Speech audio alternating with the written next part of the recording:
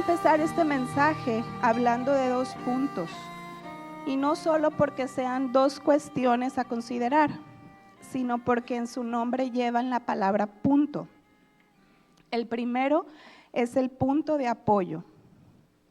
El ser humano tiene un instinto de apoyo. Desde que nacemos dependemos totalmente de nuestra madre para nuestra alimentación, para nuestra limpieza. Luego seguimos creciendo y estamos aprendiendo a caminar y buscamos apoyos, ¿verdad? Para no caernos, vamos buscando. Luego seguimos creciendo y empezamos a tener amigos que sentimos que nos comprenden y que comparten nuestros mismos intereses y se convierten en una fuente de apoyo. Luego empezamos a trabajar y nos apoyamos en el ingreso que recibimos. Si el Señor nos da un compañero matrimonial, se convierte en otro punto de apoyo. En cuanto a la salud, tal vez tenemos un seguro de gastos médicos o un servicio médico y estamos confiados en que si algo nos pasa, tenemos a dónde acudir. Podemos tener un familiar o un conocido en una posición de autoridad y renombre, y confiamos en que si alguna vez tenemos un problema, nos pueden ayudar. O tal vez tenemos un papá, un abuelo o el tío rico, ¿verdad? Que nos puede sacar de un apuro económico. En la Biblia encontramos algunos ejemplos de esto. Vemos a David, cuando Saúl quería matarlo, se apoyó en Jonatán, quien era su mejor amigo. También se apoyó en su esposa Mical para escapar. En su huida buscó al profeta Samuel y también al sacerdote Ahimelech. Luego se fue a Aquis, rey de Gat, y al final fue a parar a la cueva de Adulam. Sin duda, en este punto de su vida, él se encontraba en la misma condición de aquellos que se le unieron. Vayamos por favor a 1 Samuel 22:2.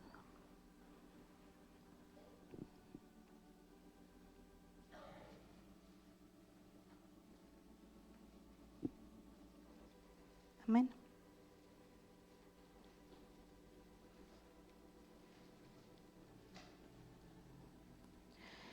Y se juntaron con él todos los afligidos y todo el que estaba endeudado y todos los que se hallaban en amargura de espíritu, y fue hecho jefe de ellos, y tuvo consigo como 400 hombres.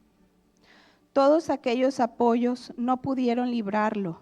El Señor quería llevarlo hasta el punto donde él reconociera que era un afligido y con amargura de espíritu, y que solo el Señor podía librarlo de tan grande aflicción.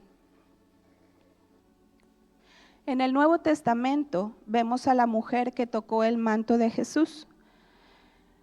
Vayamos a Marcos 5, del 25 al 29, por favor. Marcos 5, 25 al 29.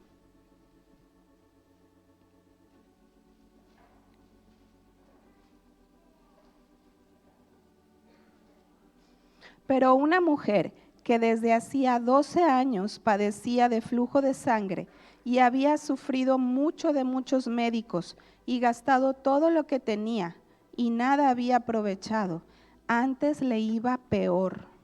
Cuando oyó hablar de Jesús, vino por detrás entre la multitud y tocó su manto, porque decía: si tocare tan solamente su manto, seré salva. Y enseguida la fuente de su sangre se secó, y sintió en el cuerpo que estaba sana de aquel azote. Esta mujer había agotado sus esfuerzos y su dinero en médicos y remedios por largos 12 años, buscando ser sanada de su azote.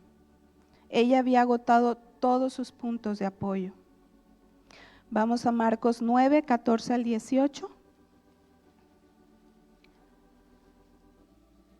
Dice: cuando llegó a donde estaban los discípulos, vio una gran multitud alrededor de ellos y escribas que disputaban con ellos. Y enseguida toda la gente viéndole se asombró y corriendo a él le saludaron. Él les preguntó: ¿qué disputáis con ellos? Y respondiendo uno de la multitud dijo: Maestro, traje a ti mi hijo que tiene un espíritu mudo. el cual donde quiera que le toma, le sacude y echa espumarajos y cruje los dientes y se va secando. Y dije a tus discípulos que lo echasen fuera y no pudieron. Versículo 21. Jesús preguntó al Padre, ¿cuánto tiempo hace que le sucede esto? Y él dijo, desde niño. Y muchas veces le echan el fuego y en el agua para matarle. Pero si puedes hacer algo, ten misericordia de nosotros y ayúdanos. Estos padres habían visto sufrir a su hijo desde niño. Como madre no puedo imaginarme cómo sería vivir esa experiencia, digamos, 2 veces a la semana por unos 5 años. De seguro el cuerpo de ese muchacho estaba muy maltratado. Qué angustia y qué aflicción han de haber pasado. Y aún el punto de apoyo que buscaron en los discípulos no dio los resultados que ellos esperaban. Ahora, sí hay apoyos válidos, son buenos y que debemos buscar como nuestro esposo, esposa, nuestros padres, nuestros pastores y líderes. Pero sepamos que en algún momento el Señor puede escoger quitarnos esos puntos de apoyo para aprender a tener una dependencia total de Él. El segundo punto es el punto de quiebre. Vayamos a Éxodo 13:13, por favor.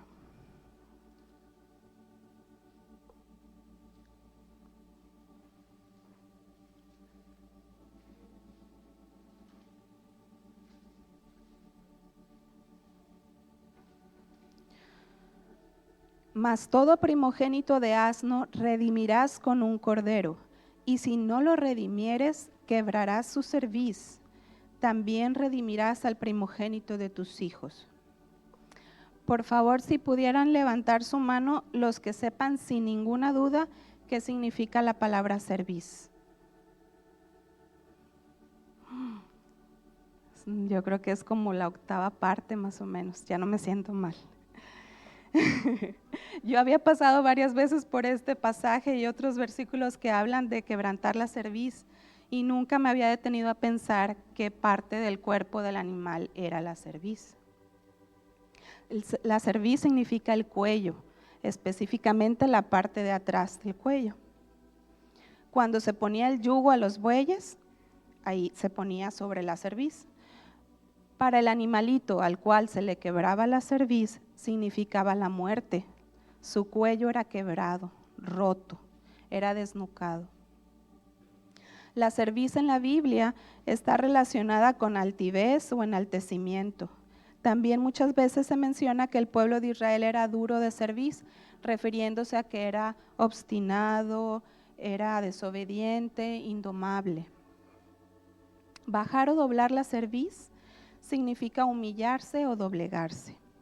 Pero la cerviz también es relacionada con el lugar donde reside la fuerza.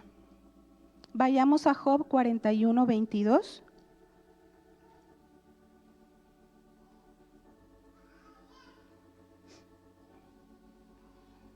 Amén. Dice, en su cerviz está la fuerza y delante de él se esparce el desaliento.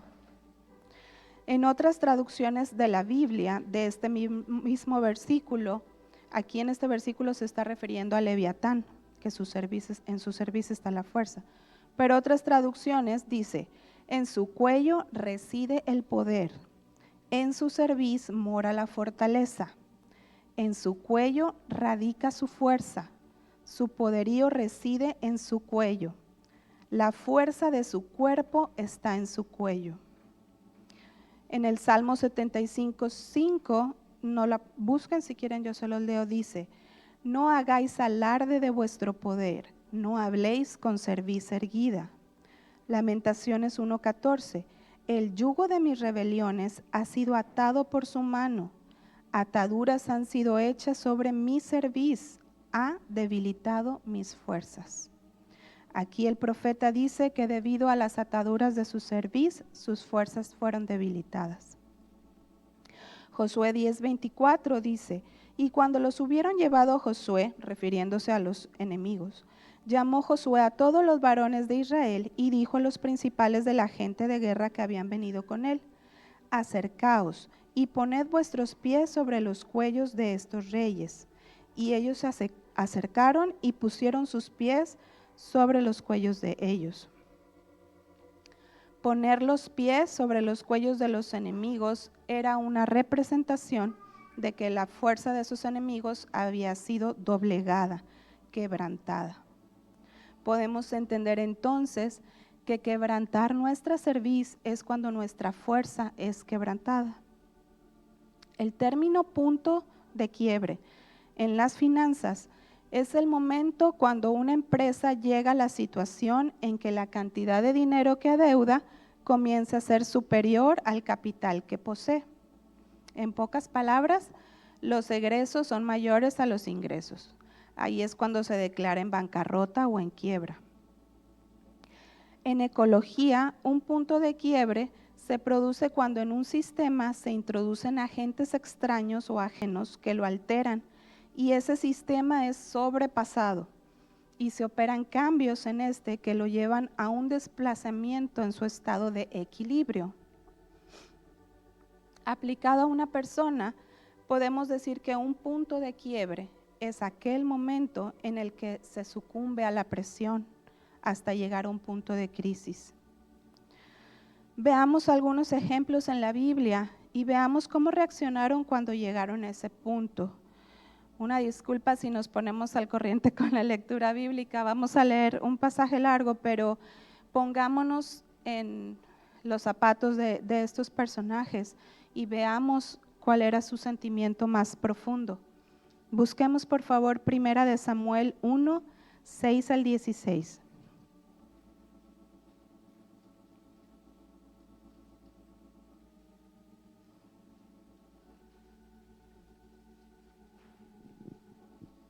Si pueden decir amén, por favor. Aquí vemos a Ana, la madre de Samuel. Dice, y su rival la irritaba, enojándola y entristeciéndola, porque Jehová no le había concedido tener hijos.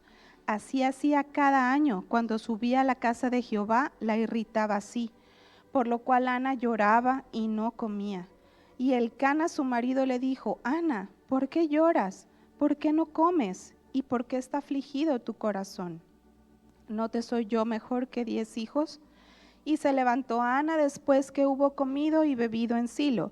Y mientras el sacerdote Elí estaba sentado en una silla junto a un pilar del templo de Jehová, ella, con amargura de alma, oró a Jehová y lloró abundantemente. E hizo voto diciendo, Jehová de los ejércitos, si te dignares mirar a la aflicción de tu sierva, y te acordares de mí, y no te olvidares de tu sierva, sino que dieres a tu sierva un hijo varón, yo lo dedicaré a Jehová todos los días de su vida, y no pasará navaja sobre su cabeza. Mientras ella oraba largamente delante de Jehová, Elí estaba observando la boca de ella, pero Ana hablaba en su corazón, y solamente se movían sus labios y su voz no se oía, y Elí la tuvo por ebria. Entonces le dijo Elí, ¿hasta cuándo estarás ebria? Digiere tu vino. Y Ana le respondió diciendo, no, Señor mío, yo soy una mujer atribulada de espíritu. No he bebido vino ni sidra, sino que he derramado mi alma delante de Jehová. No tengas a tu sierva por una mujer impía, porque por la magnitud de mis congojas y de mi aflicción he hablado hasta ahora. Ana estaba en grande amargura de espíritu. Ella había llegado al punto donde sus esfuerzos humanos habían llegado a su límite. Su esposo, que era su punto de apoyo, no podía hacer nada por ella. Ella no comía y lloraba, estaba atribulada. Pero oró a Jehová, se acercó con un corazón quebrado, quebrantado, y así expuso su necesidad, que en este caso era dar a luz un hijo varón. Ahora vayamos a Génesis 32, del 11 al 13, por favor.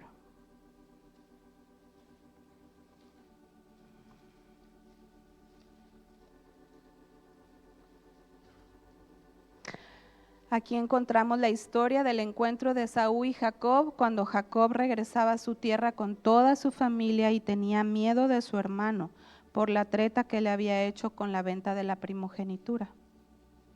Dice: líbrame ahora de la mano de mi hermano, de la mano de Esaú, porque le temo. No venga caso y me hiera la madre con los hijos. Y tú has dicho: yo te haré bien, y tu descendencia será como la arena del mar, que no se puede contar por la multitud. Y durmió allí aquella noche, y tomó de lo que le vino a la mano un presente para su hermano Esaú. Podemos imaginarnos la angustia que se estaba gestando dentro de Jacob por ese encuentro. Él temía por su vida y por la vida de su familia. Vemos cómo preparó sus puntos de apoyo, disponiendo presentes para su hermano y dividiendo también a su familia en grupos. Pero vemos en los versículos 24 al 27. Así se quedó Jacob solo, y luchó con él un varón hasta que rayaba el alba. Y cuando el varón vio que no podía con él, tocó en el sitio del encaje de su muslo, y se descoyuntó el muslo de Jacob mientras con él luchaba. Y dijo: déjame, porque raya el alba. Y Jacob le respondió: no te dejaré si no me bendices. Y el varón le dijo: ¿cuál es tu nombre? Y él respondió: Jacob. El muslo de Jacob fue descoyuntado. Eso era una representación de que el apoyo de Jacob en sus propias fuerzas había sido roto. Y después de este quebrantamiento, él confesó: yo soy Jacob, soy engañador, soy torcido. Él estaba confesando su necesidad de ser cambiado. Él ya no quería seguir siendo igual, y en ese momento su nombre fue cambiado. Jacob ya nunca más pudo andar erguido, tenía que cojear. Su cerviz, su fuerza había sido quebrantada. Vayamos ahora a Lucas 12 al 13. Lucas 5, 12 al 13.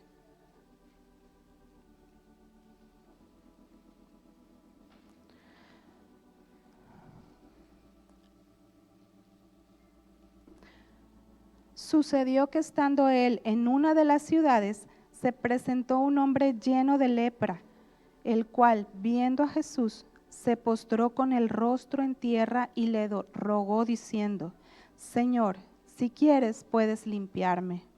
Entonces, extendiendo él la mano, le tocó, diciendo: quiero, sé limpio. Y al instante la lepra se fue de él. Amén.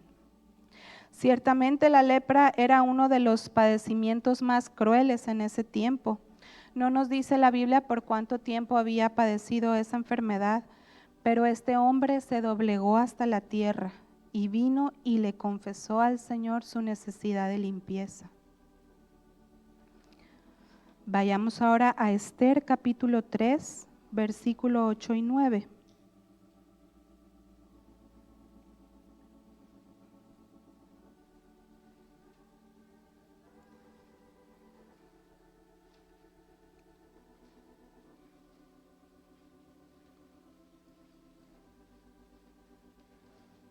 Y dijo Amán al rey Asuero: hay un pueblo esparcido y distribuido entre los pueblos en todas las provincias de tu reino, y sus leyes son diferentes de las de todo el pueblo, y no guardan las leyes del rey, y al rey nada le beneficia el dejarlos vivir. Si place al rey, decrete que sean destruidos, y yo pesaré 10,000 talentos de plata a los que manejan la hacienda para que sean traídos a los tesoros del rey. Versículo 13.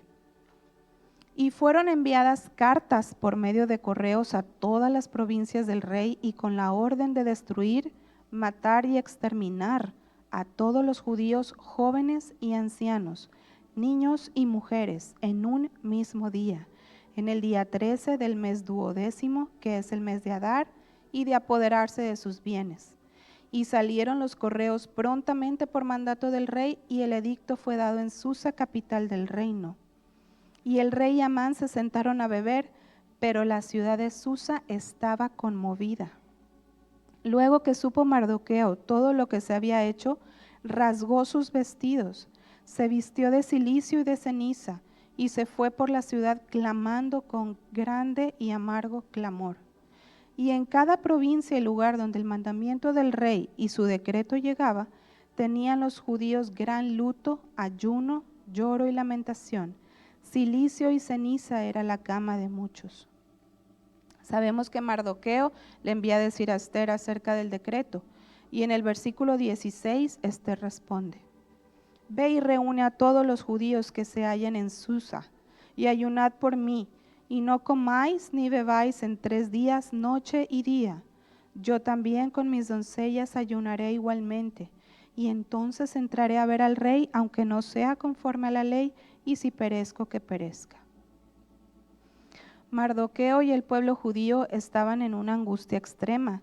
Se había hecho un decreto de exterminación, era una destrucción total.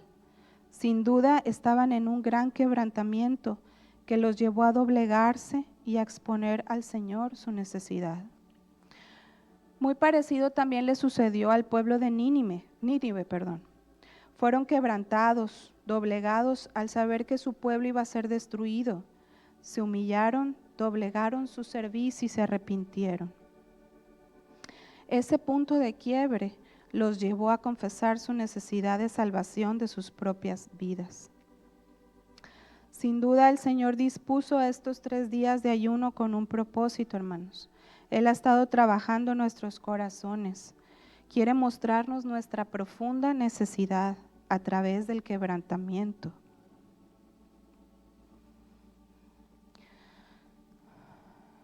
Oh viento de Dios, quebrántanos, dobléganos hasta confesar nuestra necesidad. Esta frase del coro Aliento de Dios resonaba en mi corazón cuando lo estábamos aprendiendo. No podía pasar sobre esta frase sin que mis ojos se llenaran de lágrimas y mi corazón se quebrantara. Tal vez estés en una situación económica difícil ya por mucho tiempo y tus puntos de apoyo se han agotado. Has sido sobrepasado.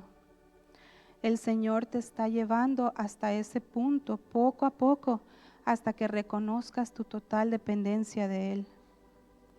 Puede ser que tengas ya mucho tiempo teniendo problemas en la relación con tu esposo, con tu esposa o con un familiar y has agotado todas las alternativas humanas y nada ha funcionado.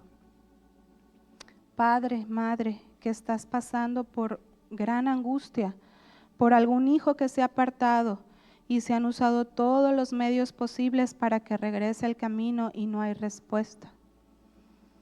O tal vez tienes algún familiar o amigo inconverso y por más que le has hablado, testificado, invitado, tampoco ha habido respuesta. Tal vez estés luchando con un pecado o algo que sabes que no está correcto y pasan los días y parece que nada cambia y sientes que no puedes escapar de ello. Has hecho el esfuerzo, pero vuelves a caer una y otra vez. Y aquí quiero abrir un paréntesis y dirigirme a los jóvenes. Jóvenes en sus trabajos o en su estudio fuera del hogar, es casi seguro que alguien los va a buscar, si no es que ya está sucediendo, hablándoles con palabras bonitas, haciéndoles regalos, buscando su amistad o tal vez algo más. Y sabiendo que eso no es correcto, sientes que la situación ya te sobrepasó. Ya no puedes resistir, has llegado al límite. Puedo asegurarles que ustedes van a encontrar a su compañero matrimonial dentro de la iglesia. Si no es en esta congregación, puede ser en otra con la misma visión, pero alguien redimido por la sangre de Cristo. No necesitan mirar afuera.